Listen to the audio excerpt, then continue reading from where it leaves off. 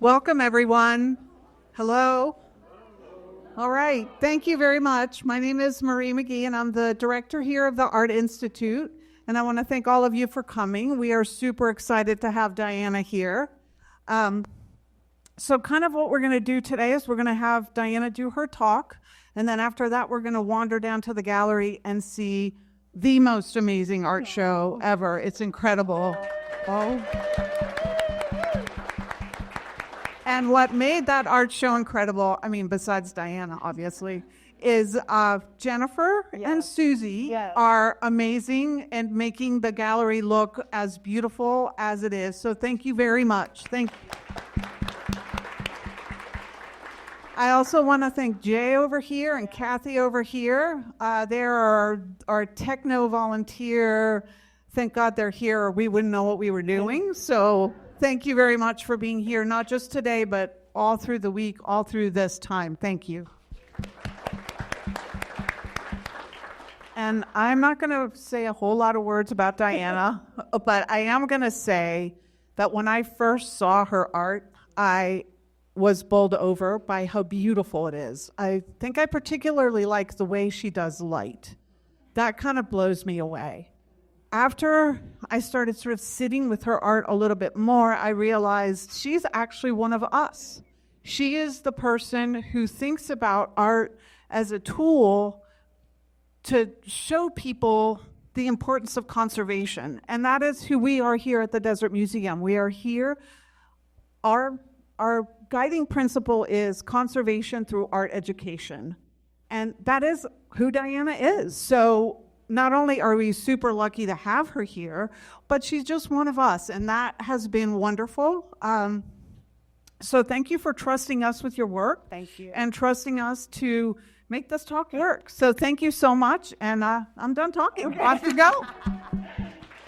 Thank you, Marie.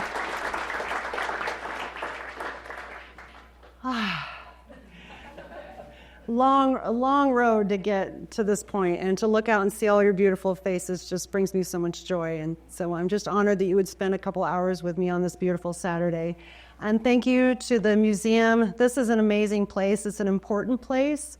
It's a place where you can learn more and be inspired, and it's just dang beautiful. And who doesn't need a little bit of extra beauty in their lives these days, right? So I'm Dyana Hesson. I'm glad we're spending this day together. And you don't get to an exhibit like this without a lot of help, and Maria already alluded to it, but Marie and Jennifer and Susie, who meticulously hung this show, promoted this show, talked about this show. I have never worked with a more professional staff ever, honestly. So thank you so much. And to my friends, loyal friends that are here, that listen to me talk about this show on and on. I'm very grateful to my husband, Randy, and my daughter, Sydney. I mean, it's crazy town in our house sometimes when we're doing these things. So I'm thankful for them. And I'm very grateful for my collectors.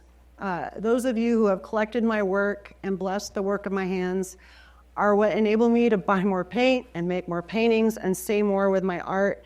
And so I'm just super grateful for you. And we have a little gift for you when we're done. In fact, see Randy at the end of the show. A lot of you lent back your work.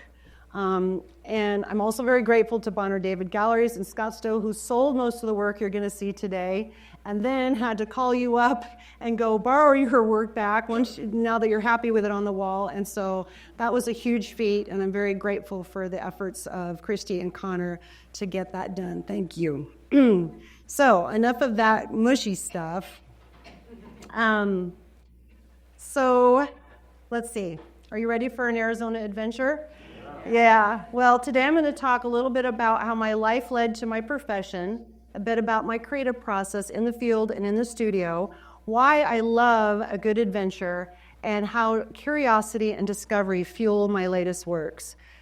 For example, a day like this along the Salt River might lead to inspiration in painting like this, how playing along the banks of the Little Colorado River bring cosmos from chaos, how a tight spot in the middle of the Grand Canyon along the Colorado River leads to paintings like this, and how sometimes you have to hop over a fence and get up close and personal to bring paintings like this to life.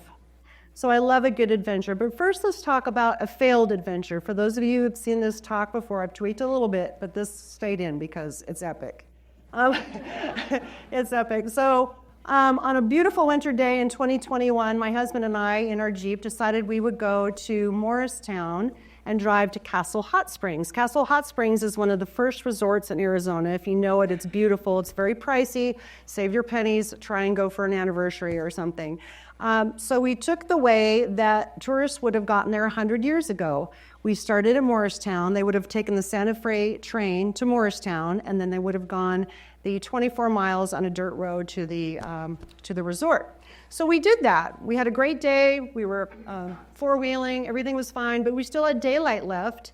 And those of you who know me know I do not like to waste daylight.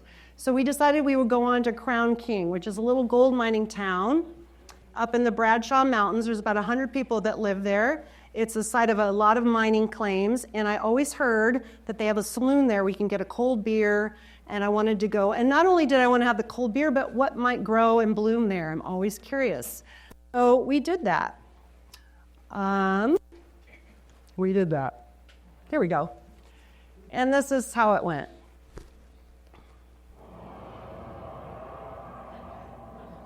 So that's Morristown.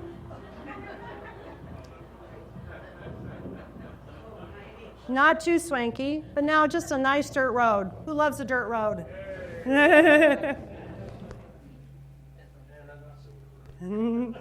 Some pretty rocks. Where's my mineral girl? Wild burros left over from the mining days.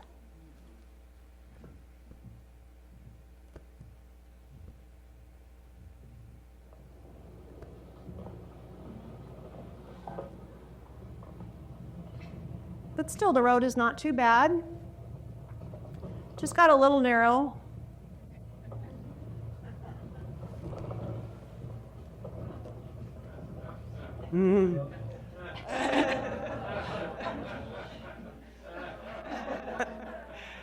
So this is what happened to the road. So as you can see, I got out to help guide Randy in.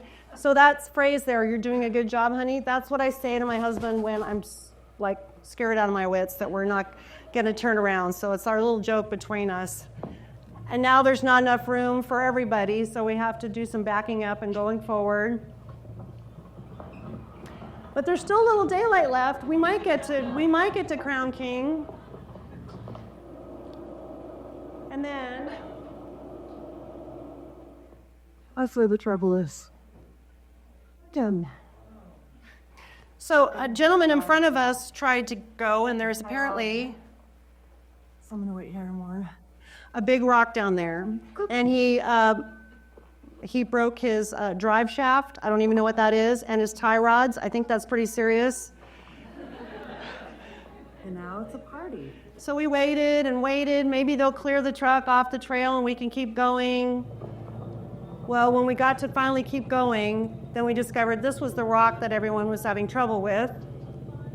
These guys are going to make it because, you know, they have clearance.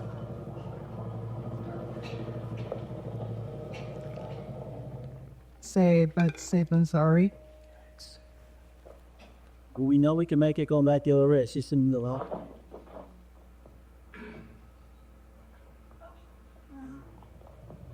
So we turned around and went back. We didn't have internet. We didn't have friends that knew where we were. And of course, there's always someone to mock you when you've failed and laugh their asses off at you. So I still have never been to Crown King. I still have never had a cold beer in Crown King. I don't know what grows there. I don't know what's blooming there. And that obsession with curiosity and discovery is what fuels my work. So this is me as a little kid. Look, there's even a place for a cold beer in her hand right there. I grew up in a historic area, a gold mining town of Auburn, California. That's my mom and my dad and my two brothers, and that's me. It was 1966. I'm adopted. There were so many kids that year, they were advertising us on television. So literally, my mom and dad looked at each other and said, "Want to go get a kid?" And So I'm grateful to be alive and to be here today.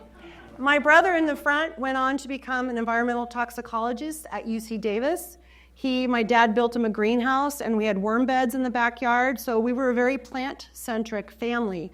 On the weekends, we would weed, and my dad was always building a new garden, a new place to grow something. We had rock gardens, and then, of course, the kids' job was to take all the harvest from the garden, the peaches, and take them to neighbors, grateful neighbors. I was not a good student. I was good at talking in class. That was about it. But my dad recognized an interest that I had in photography. So one year when I was a little kid, he gave me his old camera and taught me how to use it. And that really lit up my brain. And so immediately I started taking pictures of the things I was interested in, the landscape and the plants and the garden. And then when I graduated from high school, my parents gave me this book from National Geographic. It was full of these intriguing photographers that got to go on assignment, interview interesting people, and document where they went. And I thought, wouldn't it be cool to be that guy on the right with a backpack and go out into the wilderness? And so the idea of being a photojournalist kind of was lit up in my brain. I was also interested in macro photography, and so I started to emulate that with my own photography. Then we're skipping ahead, but in 1985, I met and married my husband, Randy. He was from Arizona, and he wanted to get back to Arizona, so I was not so interested in that. But so he took me on a camping trip through Arizona to convince me. This was my very first time at the Grand Canyon on this trip. It was July, I believe. It was a monsoon day. And as we pulled up to see the precipice for the very first time, everyone with hair that got out of their car to go over to the precipice, their hair stood straight up on end because there was so much electricity in the air. I've never seen anything like that. If you've seen a comb over stand up, it's quite something to see. But I was hooked. And so when we were back in Los Angeles, he gave me two gifts to talk me into moving to Arizona. One was a subscription to Phoenix Home and Garden, and the other was a subscription to Arizona Highways, which I hope you're all familiar with. And so we moved to Arizona. I enrolled at ASU. I graduated in 1991. When I enrolled in my art classes, my brain really lit up, and I thought, well, what should I paint? Well, it was just natural to paint the things that I was interested in as a child, the flowers and the landscape, but I didn't have pictures of the desert landscape, and so the very first painting I painted was actually from this cover. And we're not going to see that painting today because it wasn't so great, but that's what started it all. Well, how do the adventures go from the adventure to the easel? Well, I always loved a good field trip, so we're going to go on some field trips today. This is True Blue. It's our 2010 Jeep Wrangler that my husband bought me a couple years ago. It gets us everywhere we want to go. And to decide where we want to go, I love maps. I particularly like this historical atlas of Arizona. My friend Veronica gave me this gift, best gift ever. It's got a page for the watersheds. It's got a page for where the military posts are. It's got a page for where the minerals are. So you can really get an in-depth idea of what Arizona is and what we have to offer, which, as you know, is a very diverse place. And I have a gazetteer that I use kind of like a diary. So I highlight routes that we've taken. I make little notes in the margin about what was blooming, and that kind of becomes a diary of all the places I like to go. I love guidebooks. I'm sure you do too. Geology, place names, gem trails, and of course field guides for wild plants. So in 2019, I met Robert Steve, the editor of Arizona Highways, at another exhibit in Scottsdale. He pulled me aside and asked me if I wanted to go to coffee because he had an idea. He asked if I'd be interested in doing a desert wildflower portfolio for the magazine for March of 2020. So I immediately said yes. And the result was the collection you see here was published in March of 2020, and it was very successful, and I really enjoyed the mission of capturing just the wild plants of Arizona. It was such a successful show that my friends at Bonner David Gallery decided to do an exhibition in conjunction with the magazine, and we had grand plans of reception and fear and all sorts of things. Well, you know what happened in 2020. So this is downtown Main Street in Scottsdale. You'll notice there's no one on the streets. It was the most successful show we never had. But you all bought the paintings. So it was a sellout show, but we never got to celebrate. We celebrated inside with a meal, and we kept the musician that night. Christy and I enjoyed the music. So anyway, that really lit up my brain to, and I'm going to say that a lot, and I'm sorry, but it did. And just finding more wild plants and narrowing it down to that. So as you know, in 2020, everything was shut down, but the wild was not shut down. So we got in our Jeep that summer and went to the White Mountains, one of my favorite places in the world. And I went back to Robert Steve and proposed another portfolio of wildflowers just from the White Mountains. And it was called The Colors of White. And again, this was very successful, and you'll see some of these pieces in the exhibit today. By the way, here's some old issues of Arizona Highways that I like to collect on subjects that are interesting to me. These are the 3 that my art have appeared in, so I'm super honored to be a part of that. So I was hooked. I jumped in with both feet. By the way, this is me jumping into the Colorado River. Maybe you've been. We'll see more of that later. And I thought, well, what if I made a goal to paint it all, to go to every corner of Arizona, find what grows, hunt it down, paint it, learn more about it specifically, and share it with everyone. So fueled with maps and curiosity, that's what I've been doing for these last several years, and that's what you're going to see today. In the meanwhile, we've had, stinknet invading our valley. We've had quite a few devastating fires, and of course, ongoing development. And I just feel an urgency to capture what we have. I feel like I'm documenting something. So maybe I am a photojournalist, but I do it with paintings instead. So here we are today, wild Arizona, and I'm not going to stop. There's so much more I want to see and explore, but you're going to see the fruits of all that labor here. So back to exploring. Again, I love maps. You're going to see a lot of these little maps today, and they're just from my cell phone, and you'll notice there's little red dots all over my maps. Those are either places that I love to go or places where I found plants. I like to say I have plant memory. I know a lot of you do too. So you go one place one year, and you see something like this fritillary in the Barnhart area, and then you go back another year, and maybe it has friends now, it's got more, and all that stuff really excites me. The Barnhart area is a favorite place of mine in the Madisel Mountains. Why don't we take a little walk there and see what grows?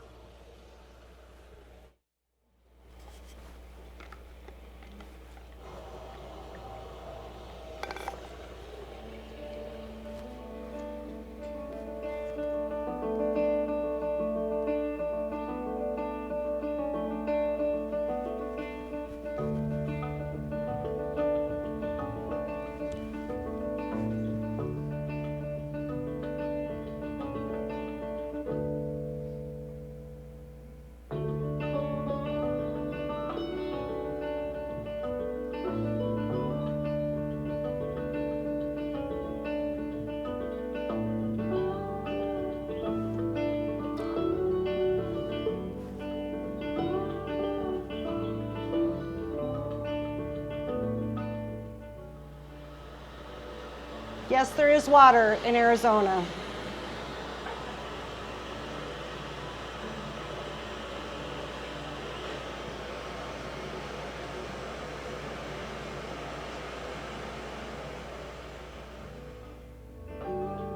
There's our little friend.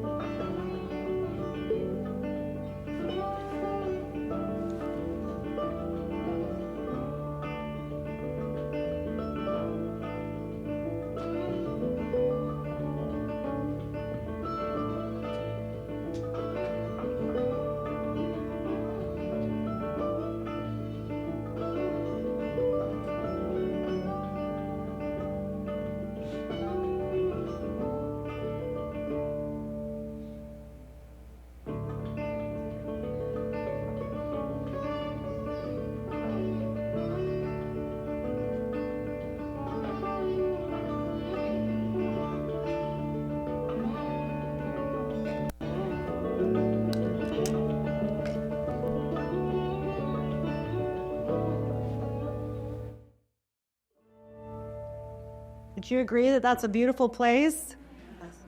I love that area, and it has inspired a lot of paintings. So when I get home from a trip like that and download my photos, I make little sketches of things that I want to paint. I'm not a sketcher, I'm more of a painter. This is just a means to an end. So they're messy and they're just, general ideas and what was blooming and that sort of thing. And then I put that on what I call a painting page like this. So this is like a little map of what I'm going to do with the time that it bloomed, where I saw it, and some pictures. And then that goes on a wall. So there's kind of my wall room or war room wall. And so you'll see on the right-hand side are things I'm going to paint. And as I complete them, I move them to the other side. And that's just me loving to check off a list and feel accomplished. And this is an update. So you'll notice that now all of these are on the completed side. Yay!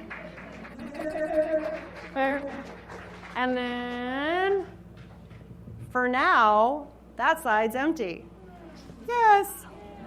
So when I get curious about a region or a period in history, I read some pretty great books. I love fictional books from the Southwest. Zane Grey really paints a beautiful narrative about the Southwest and the plants and the places, so I love those. I love Wynne Brown's book, The Forgotten Botanist. She couldn't be here today, but her book is in the gift store here. I highly recommend it. It chronicles Sarah Plummer Lemon's trip to Arizona with her botanist husband in 1881. And many of you know that Mount Lemmon is named for Sarah Lemon. If you don't know that, now you do, and you can share that that's one of the only mountains in the country, I believe, that's named for a woman, so that's pretty cool. Another favorite book of mine is Vanished Arizona. It's the one on the top of the list right there. That chronicles, or it's a journal of Martha Summerhays in 1874 and her journey as an army wife through Arizona. And many of the places we're going to go today, she went as well. So what did I paint from that day? Well, here's one of my paintings. It's called Gratitude.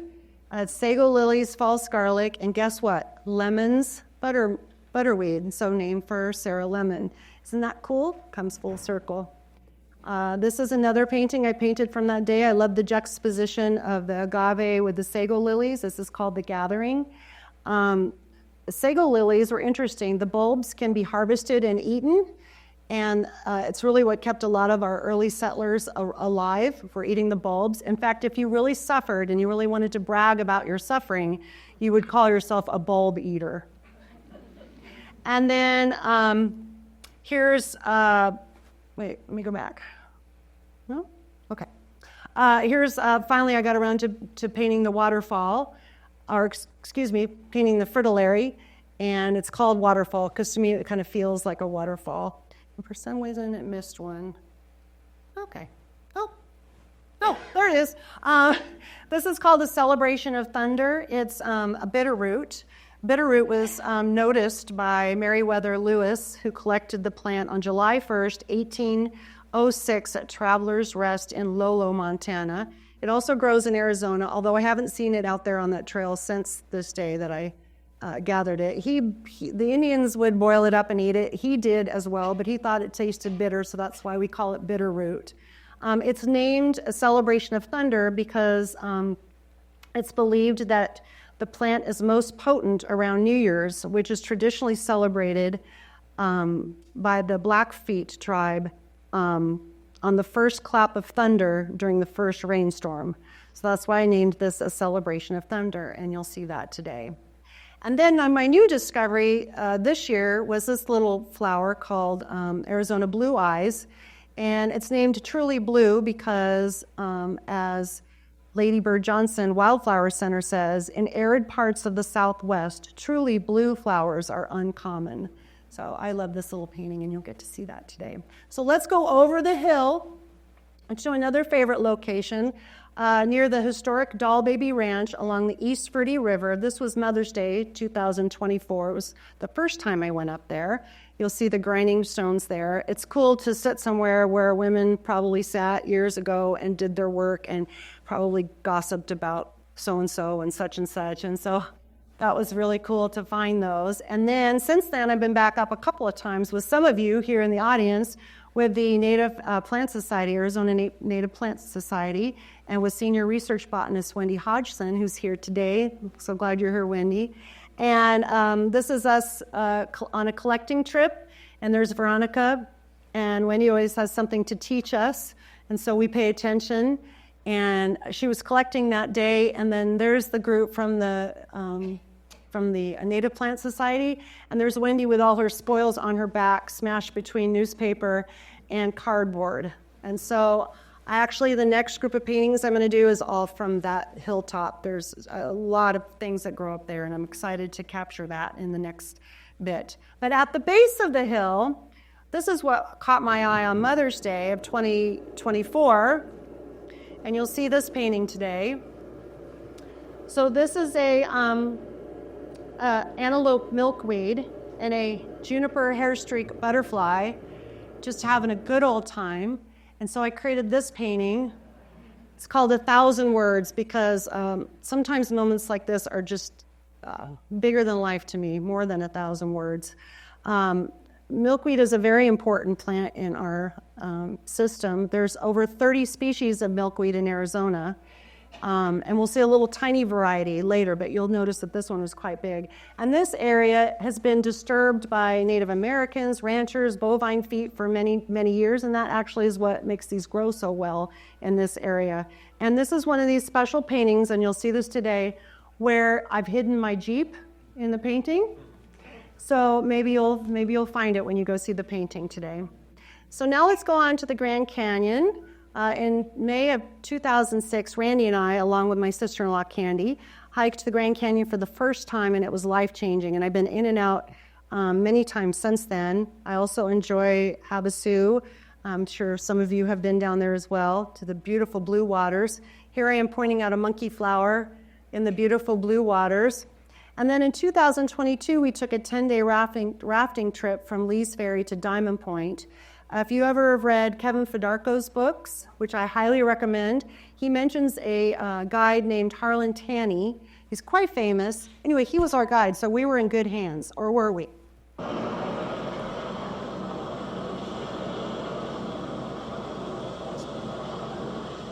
Woo.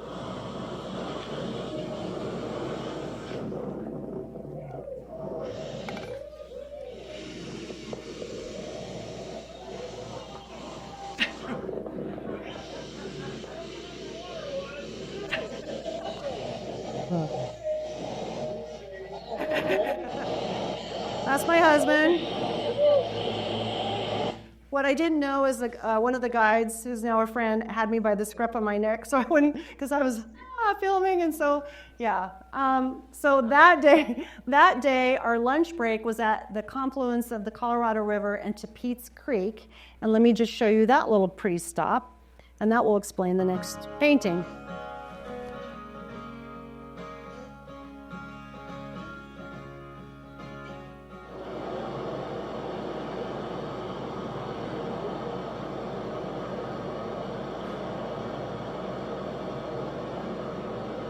Sunshine.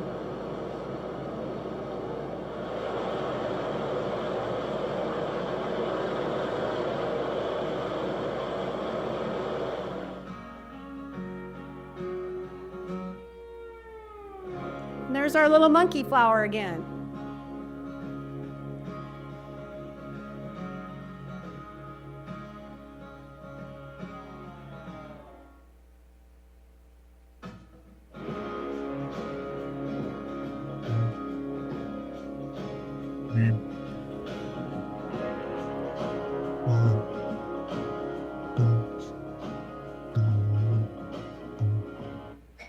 So there's our monkey flower again. I named this painting, and the people that bought this painting actually were on the raft with me, so I'm really honored that it's going to be in their collection. This is called Memorable Day because it was actually Memorial Day, so you'll notice it's very red, white, and blue. And there were some boats down there that day that were waving American flags, and with all the crowded things you can do on Memorial Day, I was very grateful to be somewhere where there was absolutely no crowd.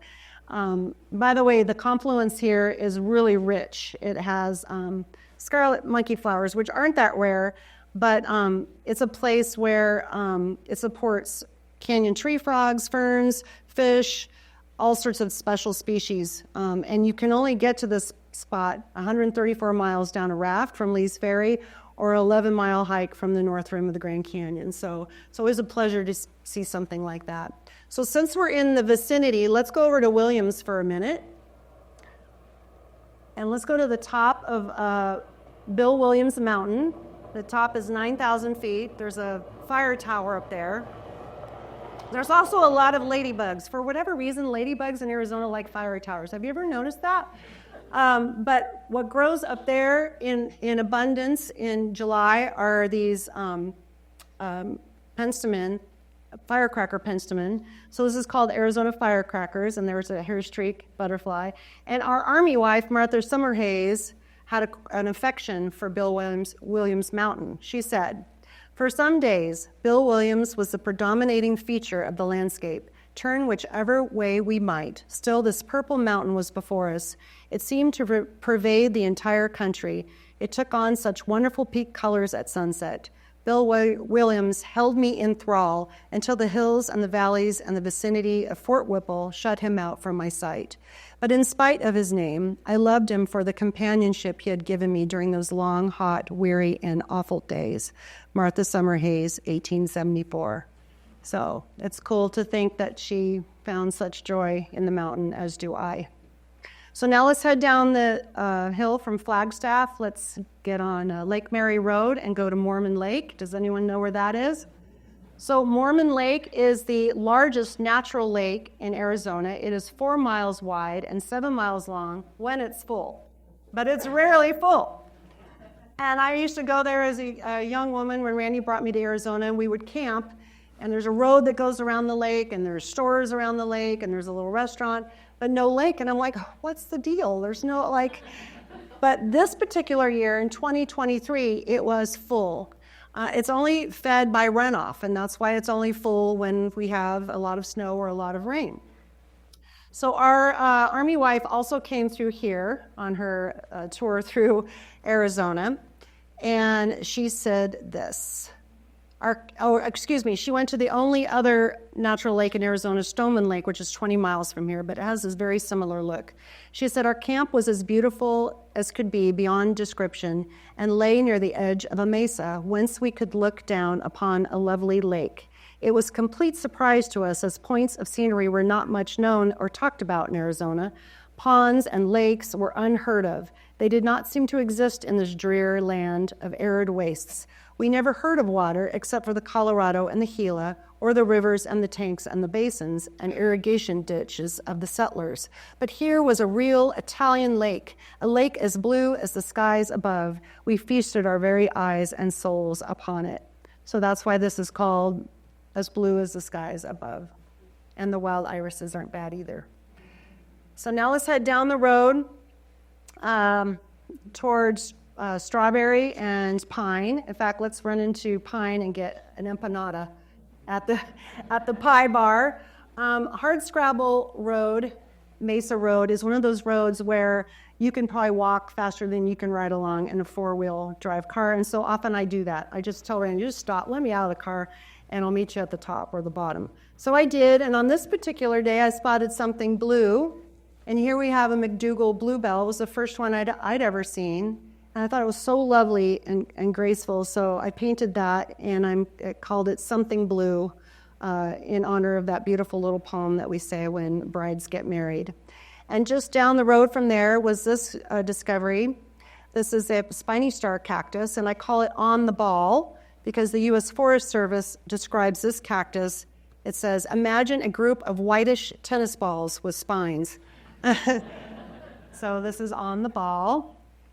And now let's head down the hill. Let's go to Roosevelt Lake, past Tonto Monument, over the Salt River, and up towards the rim. There's a roadway there that I love so much. It's called the Desert to Tall Pines Scenic Byway. It is 67 miles that connects Roosevelt Lake to Young and the Mogollon Rim. You leave at about 2,100 feet, and you end up at 7,600 feet very quickly. And somewhere in the middle is this spot, and I know my girls love this spot too. This is where you have a great view of Four Peaks and Roosevelt Lake. In fact, let's just take a look at the view. Lots of opuntia and agave and ocotillo, and look at that view. And my friend that's here today lives right over there. Anyway, a favorite spot there is this spot. This is Parker Creek Canyon, and look at those beautiful cliffs and those healthy, lovely agave right there. And if you call out across that canyon, it will come back to you. And so I call this agave echo. This is not in this exhibit today, but I love this painting, so I wanted to show it to you. Just up the road from there is a place, as you climb into the woods, you can stop at Workman Creek here, which had a huge fire this summer that destroyed 27,000 acres. I'm not sure the state of it now, so I'm a little sad to go back up there. But just down the street from there was this discovery, a butterfly weed, which is not uncommon, but you don't see them that often in Arizona, so it was pretty special to me. And so I painted this, a good landing, because that butterfly made a good landing. Okay, now let's head down to Globe in Miami, who also had their own natural disaster recently with all that rain we had, and I'm sure our thoughts and prayers are with them as they clean up. But I love a mining town, and so we're going to go to Superior.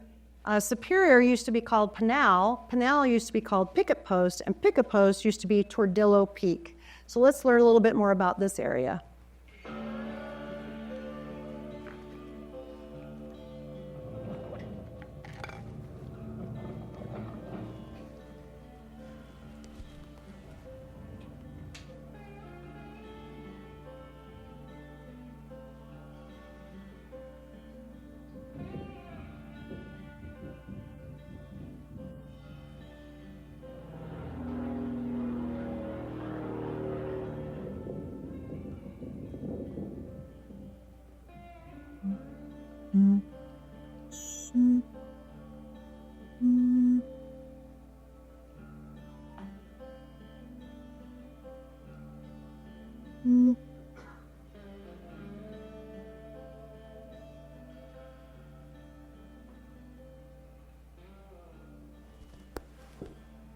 So not a trace of that town is left except for some broken pottery shards.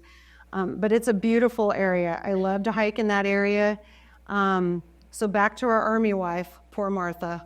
Poor Martha, after being ordered to Fort Lowell in Tucson, her husband was then ordered to return to Camp McDowell, which is now a casino.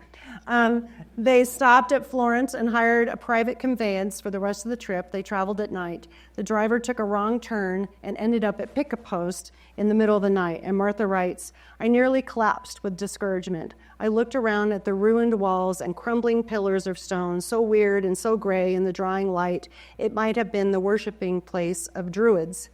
We were so hungry and tired and miserable. My bones ached and I felt like crying.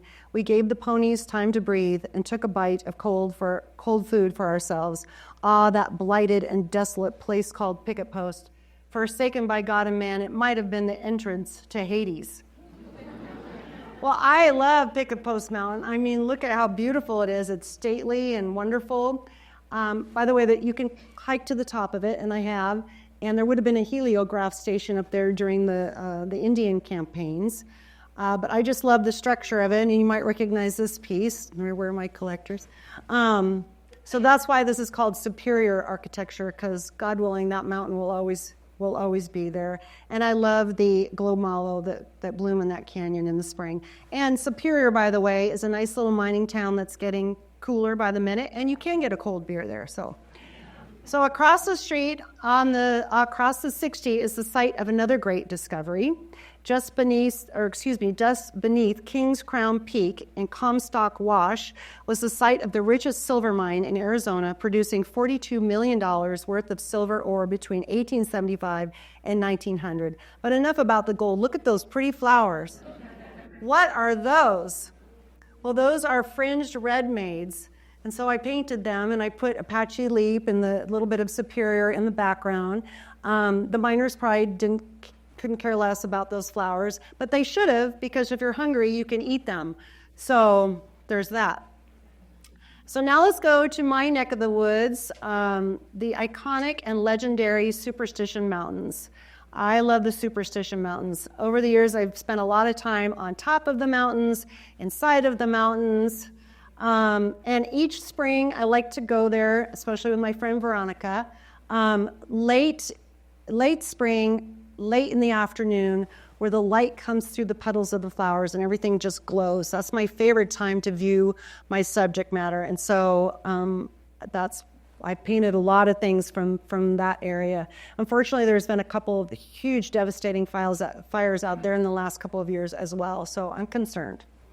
So this is called the golden hour because honestly, sunset's my favorite time of the day when that light leaves the sky and there's nothing more you can do about anything. You just enjoy the day and be satisfied with what you've accomplished and who you're with. So this is called the golden hour. I love these opuntia out there because they range from bright yellow to tan to creamy. They change throughout the day and they're just beautiful. And then this is superstition color. Again, the cholla out there bloom in all different beautiful colors. So I wrote this about this painting. Cowboys on ponies with red bandanas around their necks get a lot of attention in Western art. But the backdrop of a cowboy's life, the land, the skies, take center stage in my work. They are the colorful characters I love to paint. These plant species were here long before the cowboy, and with good stewardship, they will remain. They are poetry, a Western ballad, a remembrance, a spark, a legendary colors in the Southwest rippling in the wind. So it's called superstition color. And then we can't forget the gold chollas. I named this one Stay Golden, and you might recognize this poem by Robert Frost. Nature's first green is gold, her hardest hue to hold. An earthly leaf's a flower, but only for an hour, then leaf subsides to leaf, so Eden sank to grief, so dawn goes down to day, nothing gold can stay. Does anyone recognize that poem and the term pony boy, perhaps? Okay, you're dating yourself, but okay. Now we're gonna go closer to my house. I live near the Salt River. I love that I live so close to the Salt River. We have the bulldogs where you can frolic around in your Jeep. We have the legendary Salt River wild horses, of course. And then we do have an actual river, the Salt River, that's there as well. And every once in a while we get a super bloom like we did in 2023. And if there's anything I've learned in my 36 years in the Southwest is how different the weather can be from one year to the next, and how quickly we forget often just focusing on what we have now. And that was brought home to us last week, right? Dry, hot, and then the heavens just opened up. Wasn't that glorious? We got 4.5 inches at my house. So not to brag, but it was super exciting. Anyway, this particular year we had that all the circumstances were right for a super bloom, and people were losing their mind. They were rolling around in the flowers and taking their pictures and doing their Instagram posts, but which I did a little of that too, but I painted it. And so here we have owl's clover, lupin, and blue dick wildflowers, and this is another painting with a little Jeep in it, so I'll let you look for that later. And then to my backyard. You know, here in the Southwest, maybe you have a small backyard, but hopefully somewhere nearby you is open land that you can enjoy, and that's a treasure. And so I have a little bit of open space by where I live, and I've been exploring this area since 1996. I like to go out in the mornings. I like to go out in the evenings. In fact, let's go out in the morning and see what we can see.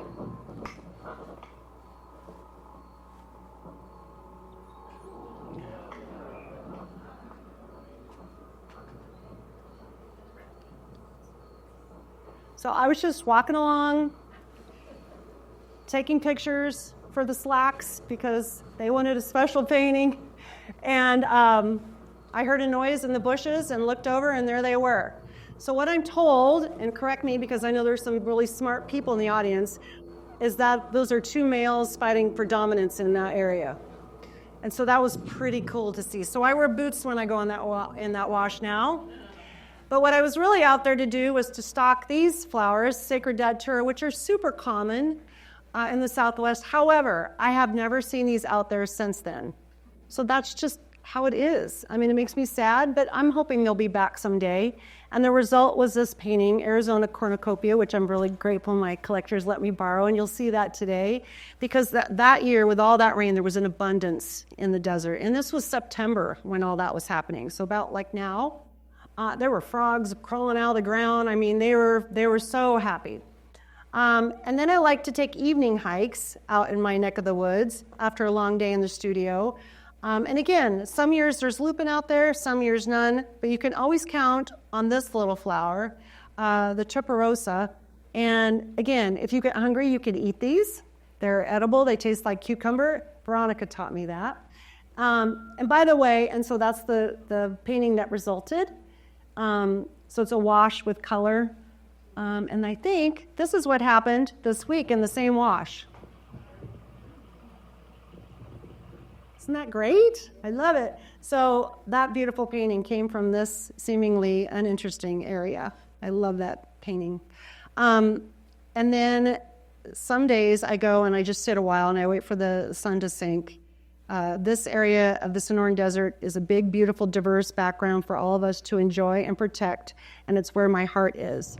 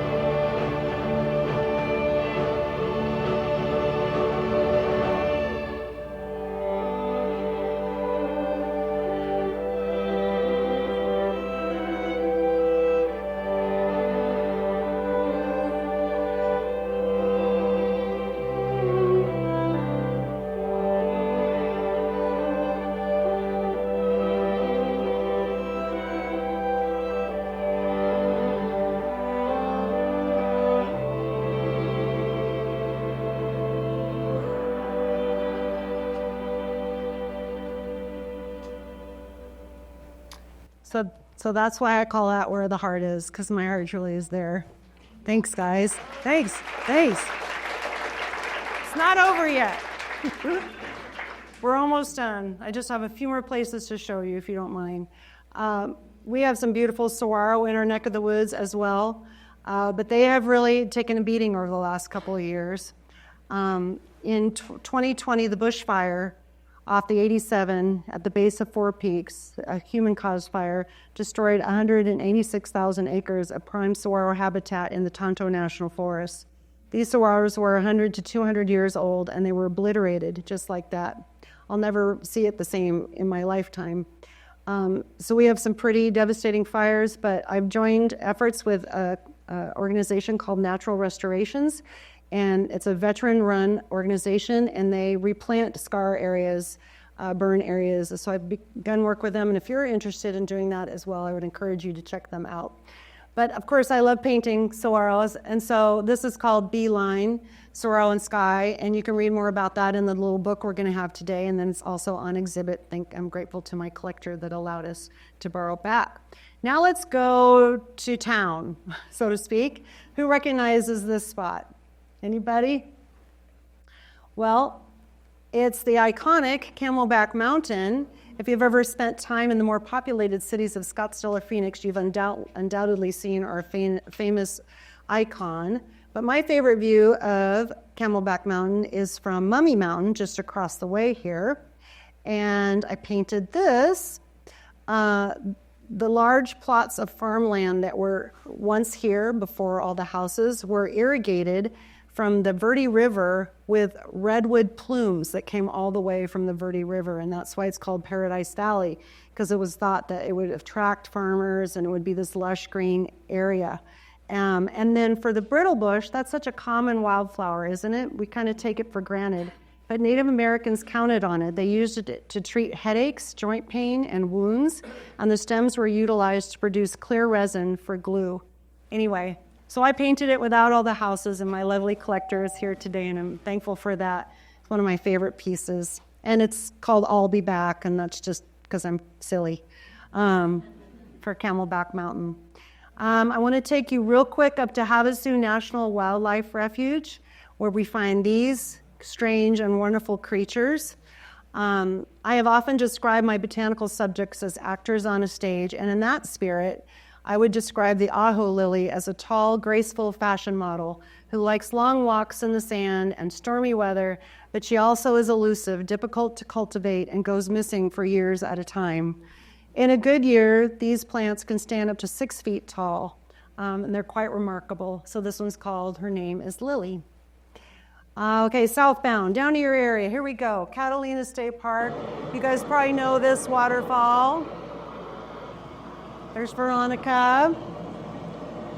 The Catalina Mountains are a treasure, I'm sure you all agree, and it's full of wonderful plants, especially in the spring. Here's some Mariposa lilies and chicory, and that became a poster for Arizona Highways, which leads me to a giveaway. So if you feel like wiggling or leaving the room, now is a great time.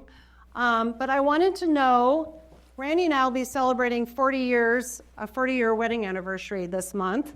Does anyone else have a wedding anniversary in October? Oh, no. Several, wait, how many, can you mind standing up? So how many we have? 1, 2, 3? 3 of you? Well, okay, really? Okay, all right, okay. How long have you been married? You? 45. Okay, so you get that. That's that. This is a poster from the show. And you get something. Congratulations. And my dorky friend in the back. Yay!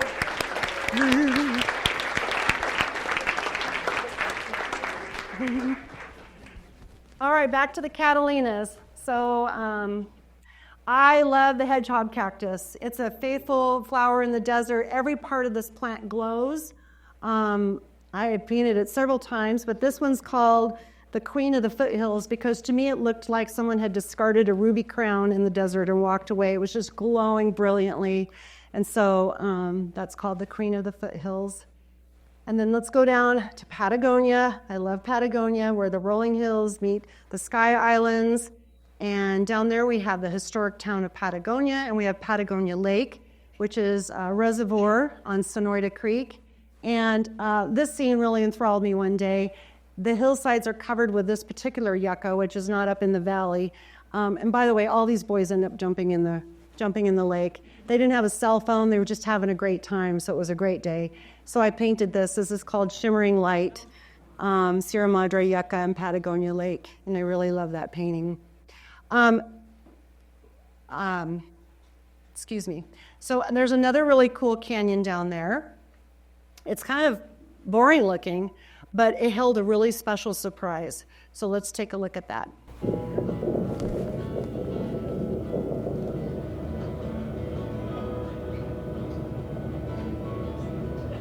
Another precarious road.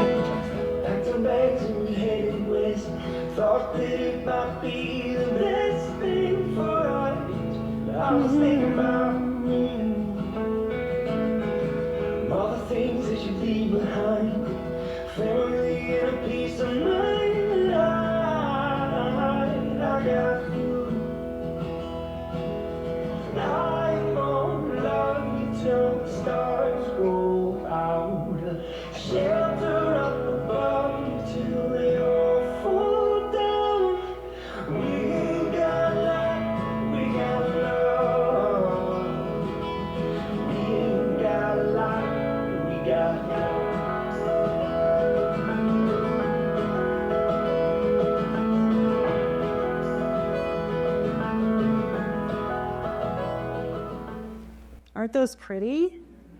Those are our Arizona Blue Star, and there's a fun story about this, and my collector is here today.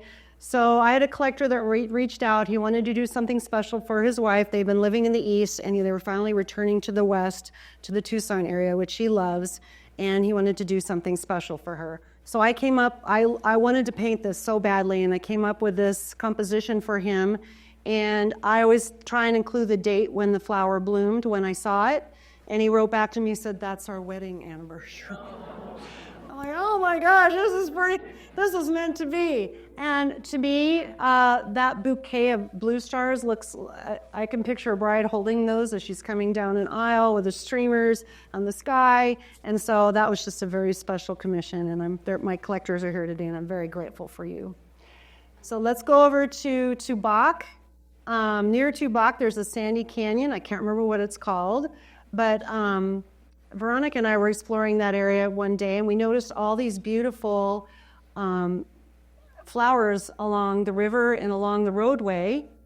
And so I painted those. Those are desert dandelions. They're pretty good size, and they're just so happy. And then there were poppies blooming nearby, so I painted those in conjunction with each other, and then just suspended them in the sky, and then the beautiful canyon below. So that's near Tubac. Okay, we're almost done. We've had quite a journey. We've been all over Arizona. I have a painting on the easel to finish, but I need a little more research in the White Mountains. So let's hop in the Jeep and go one last place, the White Mountains, and see what kind of inspiration we can find there.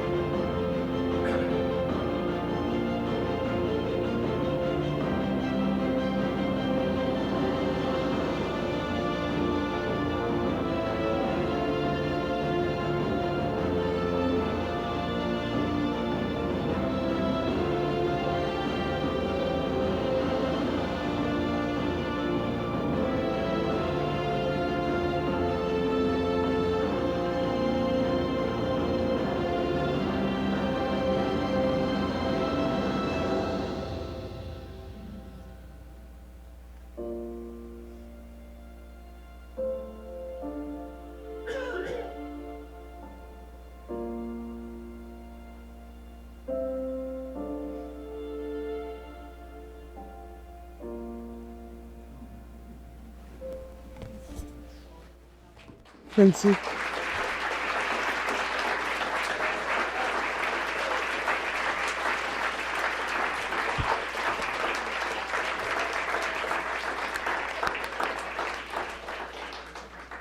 I'm sorry, I get choked up. I love my state. I love what I do. I'm appreciative of all of you spending this time with me. And I'm grateful. So enjoy your time here. Thank you for sharing this day with me, and let's go see some art. I'm